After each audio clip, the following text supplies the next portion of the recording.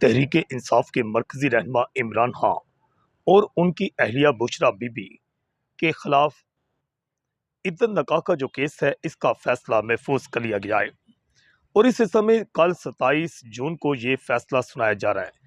کل جمعہ کا دن جو ہے انتہائی اہم قرار دیا جا رہا ہے۔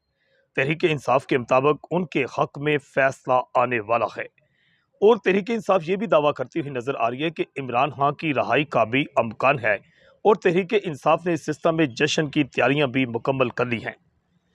کیا واقعی کل عمران خان کے حق میں فیصلہ آئے گا اور انہیں بری کر دیا جائے گا؟ اگر انہیں بری کر دیا جائے گا تو اس کے بعد ان کی جیل سے رہائی کا بھی امکان ہے۔ اس سلسلے میں رانا ثناءاللہ مسلم لیگ ن کے رہنما جو ہیں مشیر وزیر اعظم نے بھی اس بات کا عندیہ دیا ہے کہ عمران خان کی 27 جون کو رہائی ہو سکتی ہے۔ عمران خان کے علاوہ پہلے کچھ چند کیسز جو درج کیے گئے تھے ان کیسز میں بھی ان کی رہائی ہو چکی ہے، کچھ میں ان کی ضمانت منظور ہو چکی ہے، مگر ابھی تک انہیں جیل سے رہا نہ کیا گیا ہے۔